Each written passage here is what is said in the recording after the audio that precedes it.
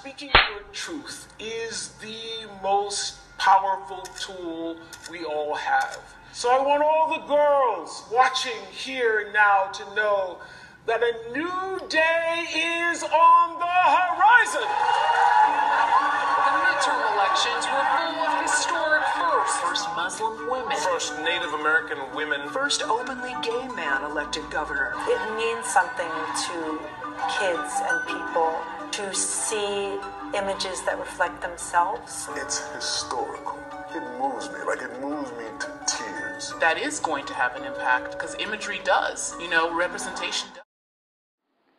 Fill in the blank with a when you have a noun that follows it that starts with a consonant. Fill in the blank with an when you have a noun that follows it that starts with a vowel.